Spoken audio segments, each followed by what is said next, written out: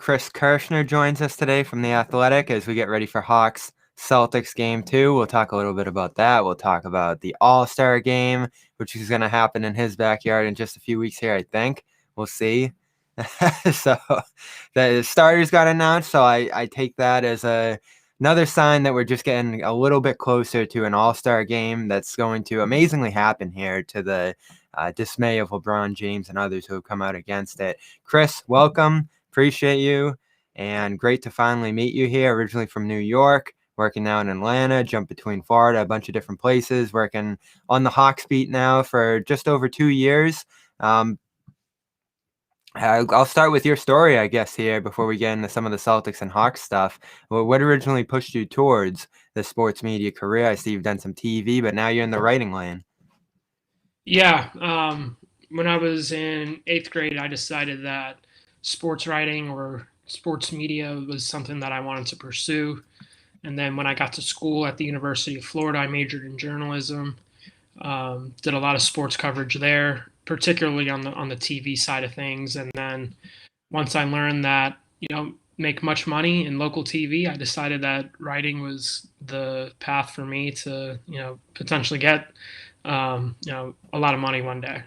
Still working on that, but it does seem like it's more lucrative than the local TV path. But I've grown up just around sports my entire life. I grew up in the Bronx, just miles away from Yankee Stadium, and downtown New York obviously is home of the Knicks. So I mean, that's just a little bit about what I've been doing for my life around sports so far.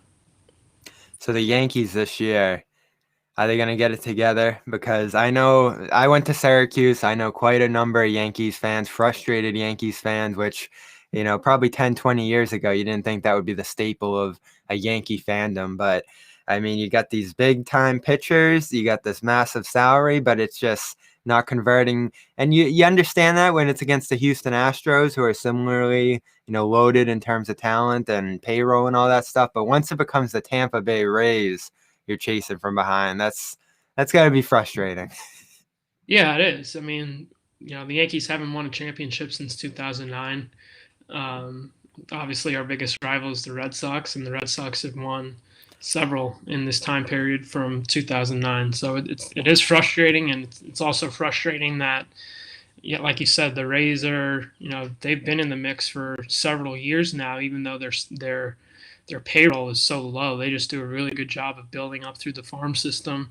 But I hope it's the year for the Yankees. I do have worries about the pitching staff. They obviously have Garrett Cole, but outside of him, it just seems like they're relying on guys to, reach their highest upside to, be in contention. So I'm curious to see how it's going to work out. The lineup is great, arguably, one of the top two lineups in baseball, along with the Dodgers.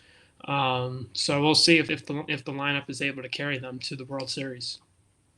I'm mildly excited for the Red Sox as a Boston guy, and I was last year too at this time, of course, before spring training got nixed and the season got delayed and all that stuff. That obviously put a damper on it. And then you get into the year and you're just waiting and waiting and waiting. And then the Sox come along. I watched 2 games and I realized, oh, this team just isn't it. And I couldn't get connected for the rest of the year. And last place, no fans in the stands, and the poor taste of the Mookie Betts trade in everybody's mouth. I've never seen Boston, which is through and through a baseball city. And I think New York probably still is too, because the Yankees are probably the most successful team left there. They didn't care at all. No one in Boston cared about baseball last year at all, which I've never seen before in my life. So I'm hoping that's a little different this year. I think there'll probably be some fans back at Fenway. The team will probably be a little bit better. But I know once this excitement of spring training gets by, and if they're not hitting the ground running, it's going to be easy to tune that out again, especially the way, some of us have gotten frustrated with baseball and the pace of play and all those things. But when you have a bad team, it takes it to another level to try to stay locked into it. But I do want to talk Hawks, Celtics. We have this mini series here. For you, potentially, if this was a year where you were traveling, you'd be spending 3-4 days in Boston for a series like this, which is definitely something that's been missed this year. Have you gotten to travel at all? Are you doing this all from home? Are you going to Hawks games? Yeah, I'm going to Hawks games. No travel. It's Hmm. there's just no reason to travel if you're a reporter, just because everything is on Zoom nowadays. Yeah. So you're getting special access if you're actually in the building. Going to games themselves, like it doesn't bother me just because of the fact like I live 2 miles from the arena, so it's not like I have to like push through traffic or anything like that. It's just right around the corner for me. So if I lived further away, there I probably would not go to the games just because again everything is on Zoom and you're not really getting anything. You can see some things like during timeouts just to see like how the team is interacting with one another, or if anybody's pissed off or anything like that. But no, everything's on Zoom, unfortunately. So the Hawks this year, they're not great. They've been banged up. The defense is better, which is a step certainly. When we look at the last few years there and the potential, they've been derailed by a lack of defense. Trae Young, still the kind of guy who is putting up monster numbers on one side of the floor, giving it up a little bit more on the other side. But I was at the game on Wednesday, and I see, Nate McMillan's coaching these two games in Boston here, and he has obviously done something to take this team defensively to another level. But I hear great communication, whether it's from the bench, on the court. Those are the kind of things you hear in an empty stadium, and Boston completely empty, whereas Atlanta, you got a few thousand down there. And I was mildly impressed with their defense. Now, Jason Tatum tore them up, especially late into the fourth quarter. John Collins had that costly foul that helped the Celtics get within 4, but it was like 13 seconds left. So ultimately, pretty strong defensive effort against a team with two superstar wings, uh, possible weaknesses at the guard position where you could get in the switches and stuff and get burned by those guys. Now, they were in the second half, especially. I thought the Hawks were able to hold them to long droughts and hold their own, whether it be Cam Reddish or Clint Capela in the post, and others who were able to rotate in there and give it a pretty, fair defensive shot against this team. Now, they've been inconsistent, but it doesn't seem like defense is the issue this year. No, I mean the defense has been fine. A lot of the games it's been offense, which has been a surprise because most people coming into the season had the opposite concern, where it was going to be how is this team going to get a lot of stops because they were going to be relying on guys like Cam Reddish and DeAndre Hunter, who's going to be out for several more weeks with a knee injury. But a lot of the focus was on those two guys in particular and the growth needed to be at least an average defensive team. But you've had guys like John Collins take a leap forward defensively. Kevin Herter's gotten better defensively, and Clint Capela has really risen his game defensively and been the anchor in the middle of this defense. So, yeah, I would say that for the Hawks, it's more so about just consistency on offense to have them in these games. And Rondo's out. Bogdanovich is out long term now. Hunter, you mentioned. Injuries have piled up on this team. And Danilo Gallinari, too, is not hurt, but something's wrong there. I mean, that's not the same guy we've seen with the Thunder and a couple other teams the last few years. Uh, that was a multi-year deal, too. That one's going to hurt them if it continues to go this way. But overall, decent looking team there. The Capela trade, originally the 4-team deal that they did, is looking like a success. I mean, that's just a perfect role, man, for Young, as we saw on Wednesday. And then you got young players abound. Cam Reddish has really turned around. That guy was kind of a laughing stock among prospects with how far he had slid. And now he was comfortably defending Tatum and Brown on that perimeter when he had the opportunity there, and a great four spacer from the corner for them too. So these moves, the draft picks, all the stuff that they're working on over the years is come together a little bit. So in terms of goals for this team this year, probably playoffs, right? Like maybe even above the play-in tournament level there. Yeah, I mean, even before um, the pandemic hit, Lloyd Pierce was talking about making the playoffs back in March of last year. So early March, right before the Gobert positive test came down, and obviously the league halted. But yeah, this has been something that they've been talking about for over a year now about getting that next step in, which is making the playoffs. For the past couple of years now, they've been rebuilding through the draft, trying to get expiring contracts, bad expiring contracts, and trying to trade them for additional draft picks, which is what they've done over the past few years. This was the first offseason where they actually made significant moves to help bolster bolster the talent on this team. You mentioned Gallinari. They signed him to a 3-year deal. They signed Bogdan Bogdanovic to a 4-year deal, got him in restricted free agency from Sacramento. Chris Dunn hasn't played a game yet, but they got him in free agency as well. They signed Rajon Rondo. Rondo hasn't really done anything. I think it was an egregious error to sign him because he just doesn't offer him the coin anymore. But they did, try and get these moves to help them reach the playoffs. They've dealt with a lot of injuries so far, and that's been a big reason why they're currently under 500 right now. Yeah, for sure. And that Bogdanovich one was a killer. That's of all the moves you mentioned, that was the one that was going to move the needle more, especially on the offensive end of the floor. They've certainly missed him. So it's a fun team. I wonder what the sentiment is around that group the last couple of years, though, with the fans and with the team as a whole, because this all goes back to this incarnation of the Hawks right now. That draft night where they take Luka Doncic and trade him to Dallas. And you have these two players in Trae Young and Luka Doncic now, who are two of the best young players in the league. But Doncic last year, in particular, shot out to this, possibly MVP level campaign and almost upset the Clippers in the first round, and was just the heart of the league. And you're getting crazy levels of comparisons, whether it be Larry Bird or possibly one of the best basketball players ever. Some people have said when it comes to Doncic. So you left in Atlanta with this phenomenal all-star, superstar young player in Young, but you're also in a place where you say, could we have gotten Doncic? Did we make an all-time blunder there and missing him, even though we're left with something good there? Like, how do the fans in particular grapple with that a couple of years later now? I really don't think the Hawks fans, most of them, care anymore. All right. Trae has been their guy that they've rallied around. They defend Trae very strongly and passionately. From the Hawks fans that I've interacted with, there's going to be some people who thinks a bad trade or whatever. But for the most part, at least from my interactions, it seems like they don't mind the trade. They love Trae.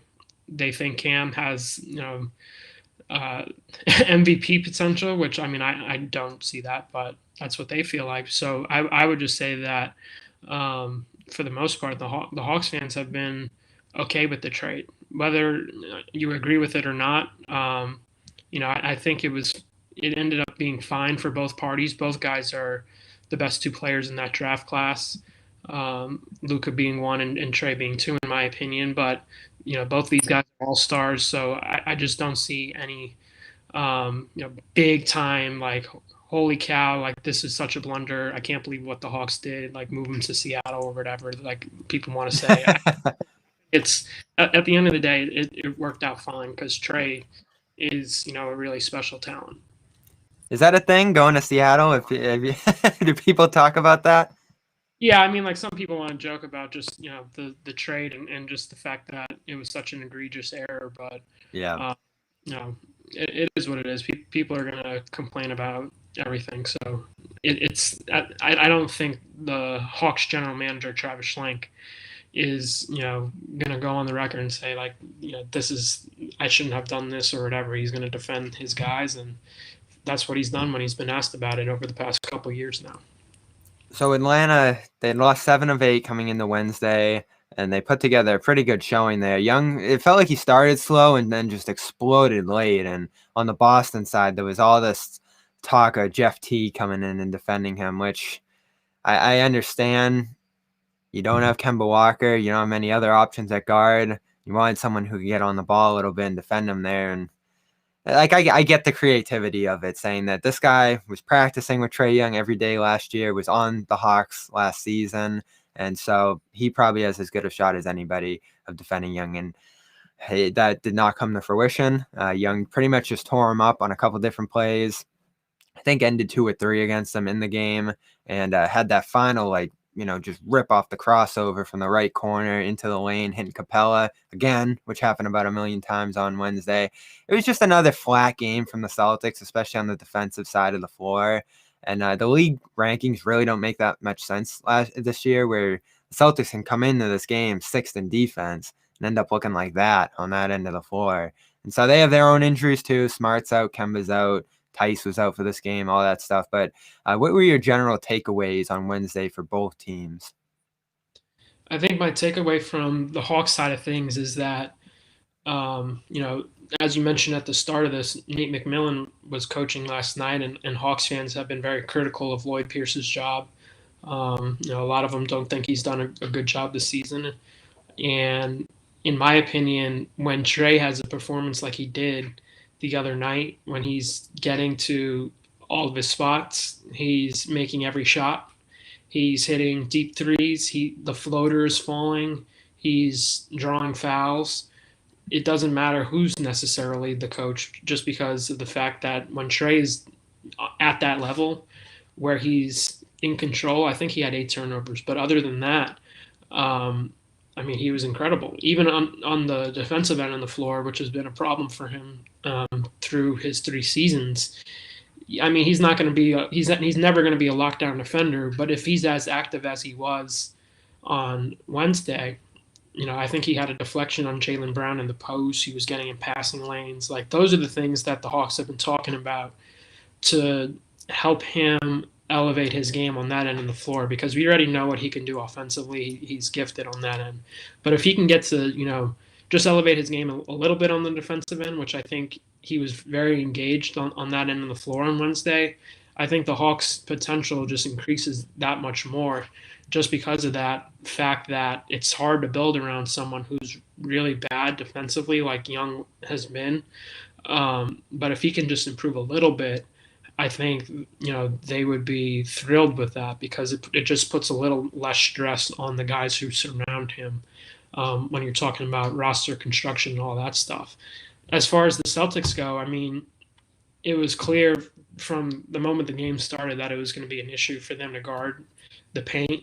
When you have guys like Capela and Collins who are really good at rolling to the rim, and they don't have anybody there to protect the rim, it's going to be hard to win that game. So I'm curious to see if Tice is going to make a difference there.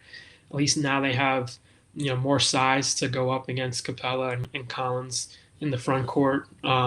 Interested to see if Kemba is going to make any sort of difference, because it didn't matter which guard was. When you mentioned Teague was guarding him for a little bit, it didn't matter which point guard was guarding him. If it was Peyton Pritchard or Javonte Green or whatever, it didn't matter. Trae was just going to cook whoever was in front of him, so I'm interested to see if Kemba makes any sort of difference there.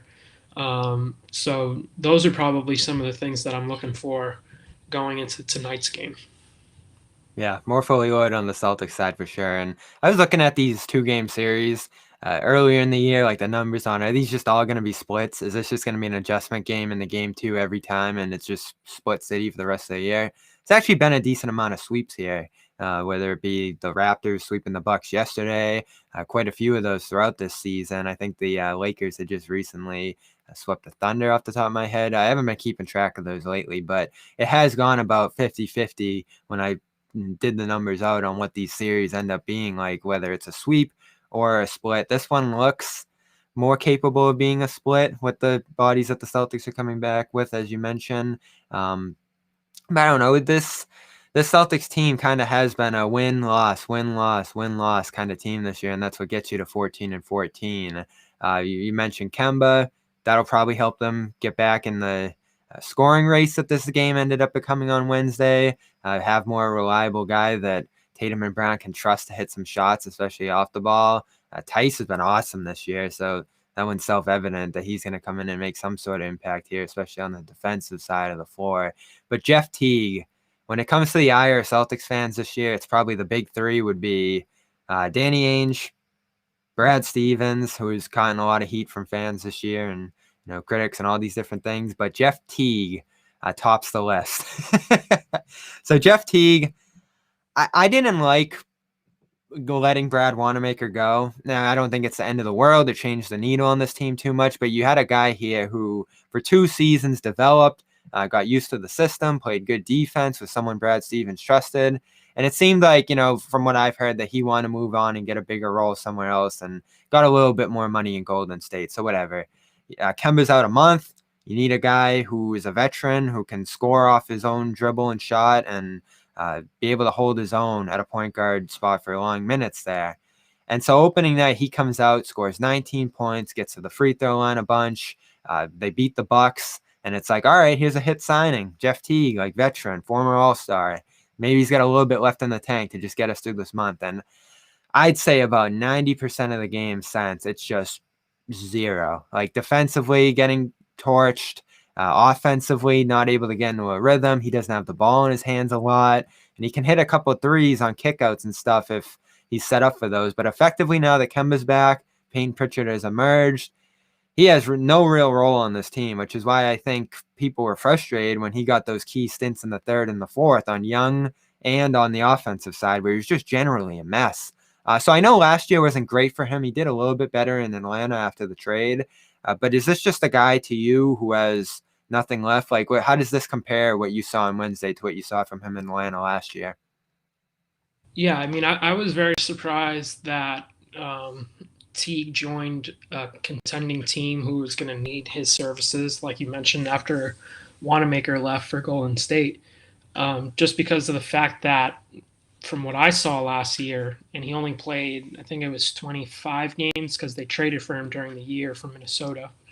Yep. I think it was 25 games. But in those 25 games, I mean, he was a disaster for the most part because the Hawks needed somebody to really stabilize the second unit whenever Trae sat. And it's been an issue for the team this year. When Trae sits, it's gone terribly wrong because again they have Rondo and Brandon Goodwin as the two main backup point guards. They're getting Skylar Mays, their two-way player, some run there, and I think he's looked okay in that role. But for the most part, when Teague ended up being a free agent this year, I would have been shocked if the Hawks brought him back just because of how poor it was last year. It just didn't look like someone who, like you mentioned, had a lot left in the tank.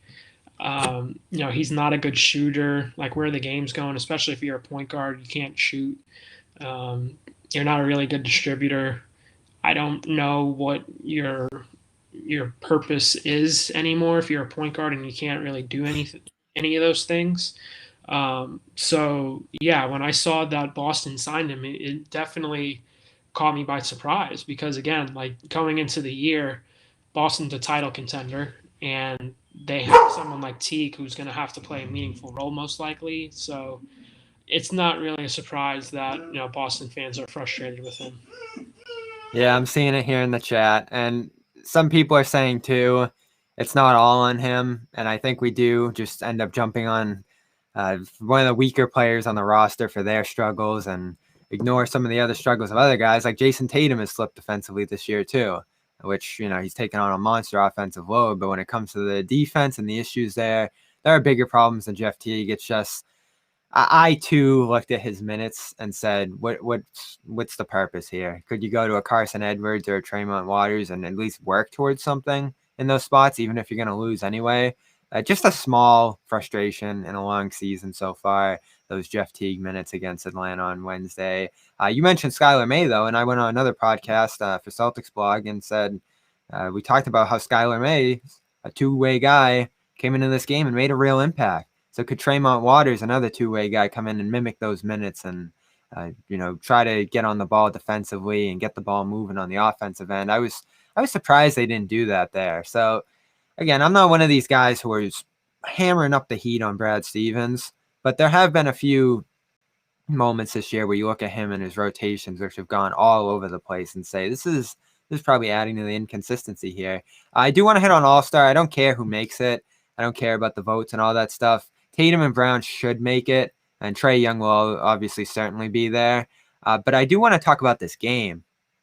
So if you're living in Atlanta, Atlanta's kind of been cast as this center of COVID, fair or not. I guess Florida would be the, COVID mainstay land down there. But, Atlanta's open, clubs, bars, all that stuff, strip clubs. Like there's just a lot of places where the COVID could fester down there. And Fair or not, the NBA has been wildly criticized for having an all-star game there, and their take on it is that you can go in one night, go out like it's a road game, like the Celtics are down in Atlanta and about to play a game, and head out the next night.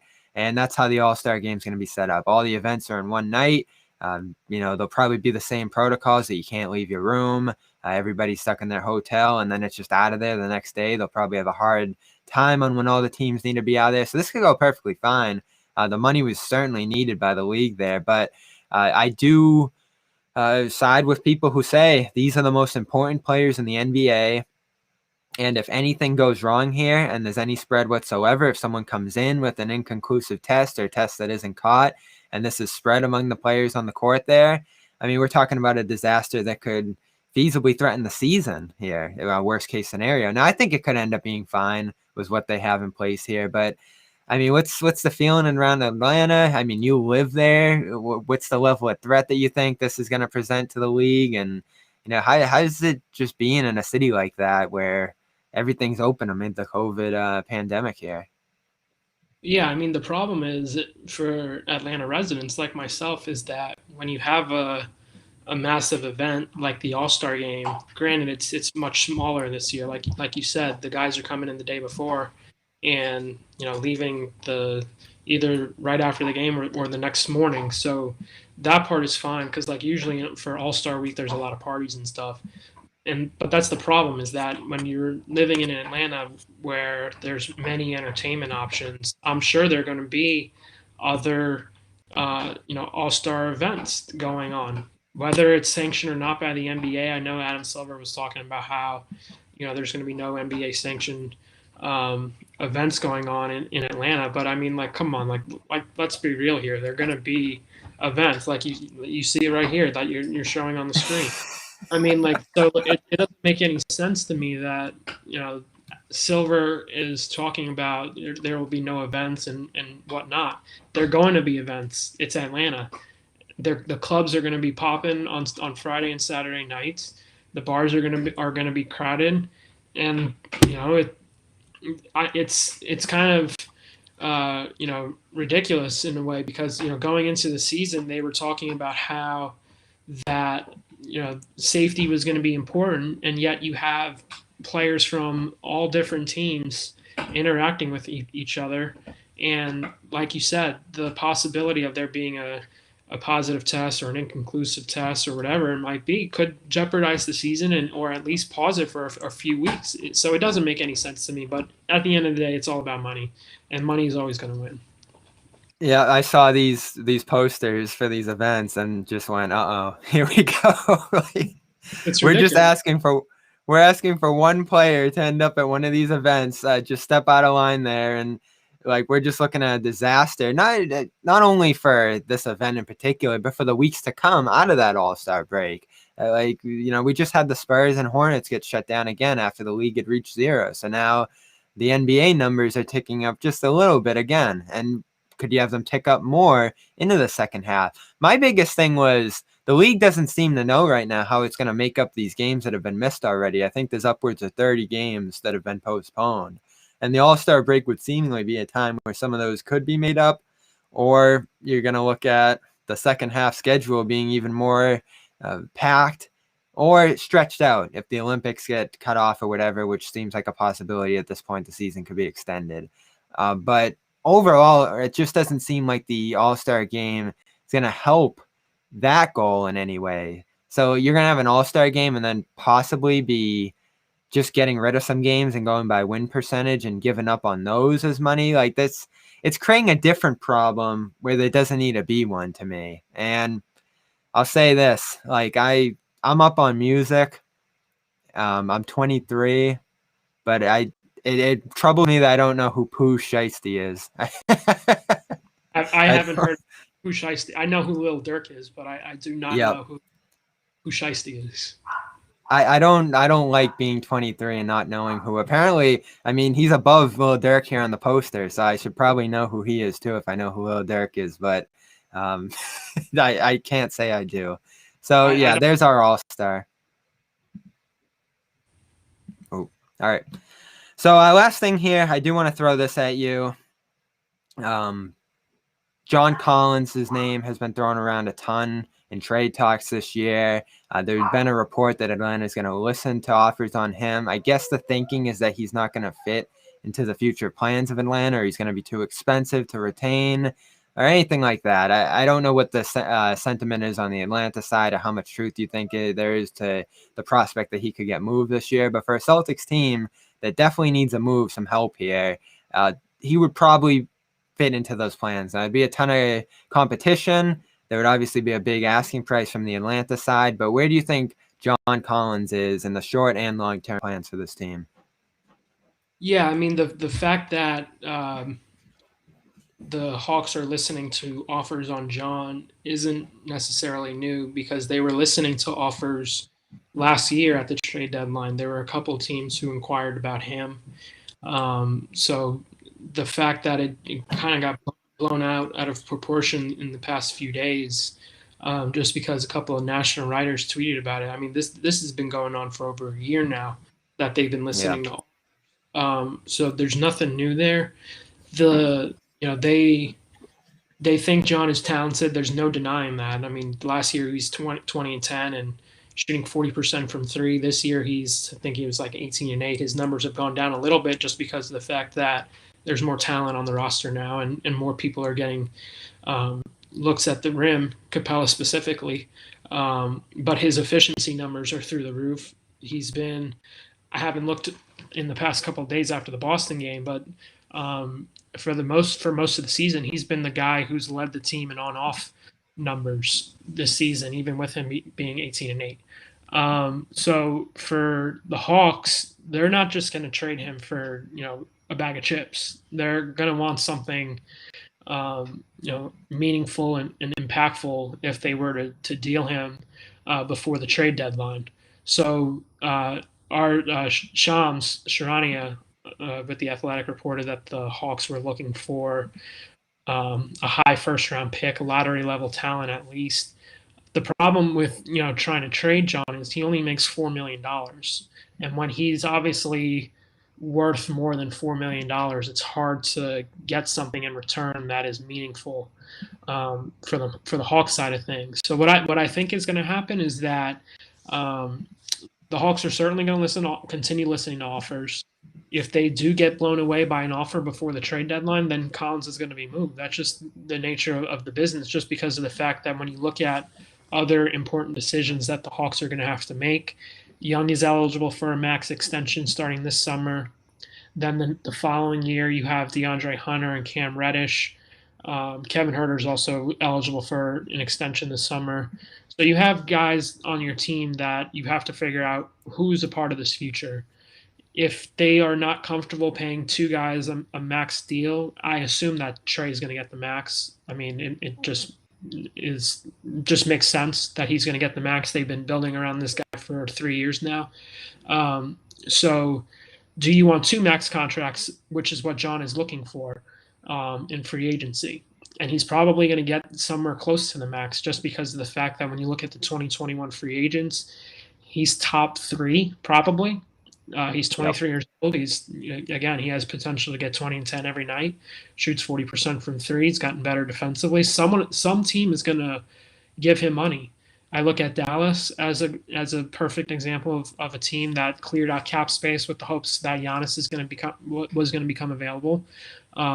Miami has a lot of money. They were trying to get Giannis. Who else? The Spurs. I think he would fit in nicely with San Antonio. So there are teams that have money who could potentially offer him 110, 120 million dollars this year. I mean, in the off season. So I'm interested to see what's going to happen. The Hawks could decide to play it out, go into free agency, see what that offer is, see what the offer sheet that he signs is, and decide if they want to match or not.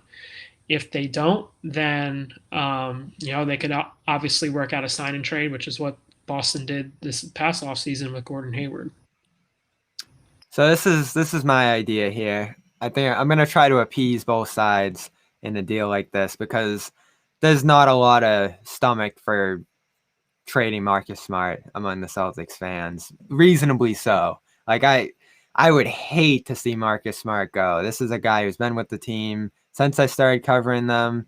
Is like their first pick under Brad Stevens. They'd set them up to make the playoffs multiple times, multiple Eastern Conference Finals. But like you said, Atlanta's going to have to be moved in a deal like this. And you say lottery pick, not a recent lottery pick, but there's a guy who went number 6 in the draft, lived up to that. Defense, playmaking, shooting, and signed for 2 years. And then you could possibly sign him after that. That's the kind of player I think Atlanta would listen to. Now, maybe it would take more than this. But you bring in Collins, which is something the Celtics would have to do there. Smart's up after next year. If you're signing Collins, he's around for 4 or 5 years then compared to Smart, who's probably here for 2 years and then gone realistically, which is something we're going to have to start talking about on the Celtics side. So you could get ahead of that a little bit. Bring in Rondo. I know you said he has nothing left, but maybe just as a voice in the room. Better than Jeff Teague, though, I'd say probably at this point. And this could be the beginning of a deal here. Now, does Atlanta have to get some picks on a deal like this? I just think it makes sense from a team building standpoint, using the Cantor TP possibly here, or just matching this money to set this up and then still having the full TP to go from there. Like this is a deal to me that so much sense for both sides. Smart can play alongside Young, help him out on the defensive side of the floor, be a defensive piece for that team. To you, who says no to this? I mean, I think it's a deal that makes a lot of sense for both sides. The Hawks need more defensive talent on the roster, and Marcus is one of the best backcourt defenders in the league. So I think that is a deal that makes a lot of sense. I've seen some people with Boston trades say like, Collins should be traded for Grant Williams.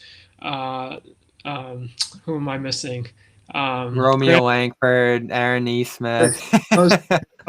I mean, you're not gonna like the Hawks aren't gonna trade this guy for spare parts. Yeah, I mean those guys could blossom into something down the road, but you're talking about again someone who can get 20 and 10 every night and shoot 40% from three. They're not going to trade him for again a bag of chips. They want something, and Marcus Smart is definitely someone who, when I've been looking at like, okay, which teams would make sense for John to go to, I think Boston makes a lot of sense. If Boston was able to part ways with Marcus Smart, which I know is tough. He's beloved in Boston. I get that, but when you're talking about adding a talent like John to the roster, it's going to have to cost some sort of price. So to you, would that be worth it for Boston? I mean, Smart would not be an easy piece to let go. There could be ramifications there defensively, team chemistry-wise, that kind of thing. You lose your heart and soul. That's something you can't measure on the stat sheet and those different kind of things that we talk about there. But Collins, I mean, from what I've seen of him, he looks like he'd be a great fit in this system. You've talked about his defensive improvements, which is the worry with him. Great offensive player, defense, the question. But he's 23. He'd be here long term. He's a shooter, slasher, cutter off the ball. And I know people in the comments are saying, oh, they need a big. He's a guy that can play 5 feasibly in this league a little bit. So there's versatility with him. It's an ability to sign a player you wouldn't be able to sign otherwise since there's no cap space here.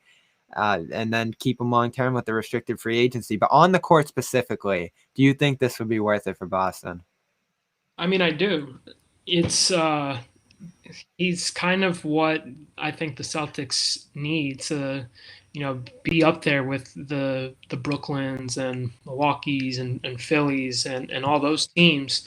I think it's a move that could certainly put them over the top and have them in the mix starting this year. I think he's really good. Yeah. I think he's good. I know a lot of people don't watch the Hawks. They're never on national TV. But from watching John's career in these past 3 years, I mean, he's gotten better every single year. I think there's still room for him to grow. If he can become a little bit better handling the ball and being more of a playmaker, you're talking about one of the better, well-rounded big men in the league. Because again, he shoots the ball really, really well. So I think it does make sense for Boston to consider something like this. I think Rajon Rondo would be someone who would be enthused to join an actual contender. I mean, the Hawks are wanting to get in the playoffs, but like Boston has title aspirations. So perhaps that lights a fire under his belt. Obviously, I mean, he was brilliant with the Celtics, and maybe that would spark something inside of him to take it to another gear. He was obviously critical for the Lakers in the playoffs last season, so maybe that side of Rondo's game emerges on an actual contender. Who knows? But I think that if we're talking about realistic trades, I think this is definitely the start of the framework that could get something done for both sides.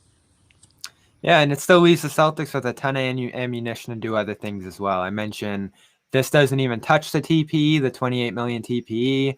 If there's no picks involved, which maybe there would have to be like one future first protected or something like that going to Atlanta, that leaves you with pick ammunition to make other deals.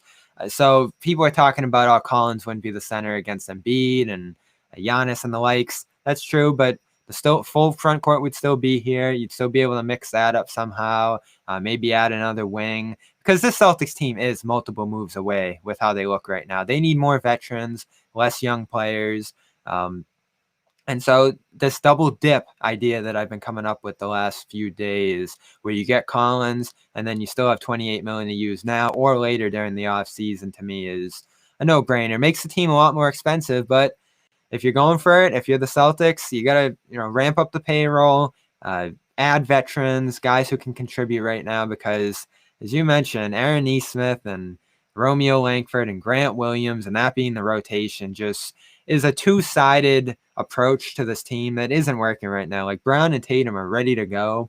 The rest of the roster is not. And that's what we saw on Wednesday. And we'll probably see it again tonight as this team continues its inconsistent stretch. The Hawks, wildly intriguing. I love watching them. You mentioned not on national TV much. I love when they were against Dallas last week. So that you got an opportunity to see them then. And now again tonight, Celtics Hawks, for anyone watching either side. You get another opportunity to see both of these teams that are fun to watch. Well, the Hawks more so recently. But he is Chris Kirschner. Kirschner.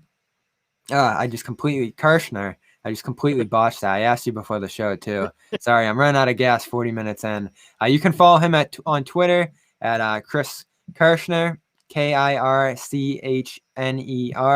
You can read him on theathletic.com, where many of our guests write. So go subscribe over there and check out his coverage. His Magic City piece way back when, we didn't even get to talk about that. It was a fun one in the aftermath of Lou Williams. And he'll probably be all over the All-Star game coming up in a couple of weeks, and the Hawks as well, as the Celtics continue to be connected to them with trade rumors. So, Chris, appreciate you. Nice to meet you. Hopefully we'll talk to you again here in the future.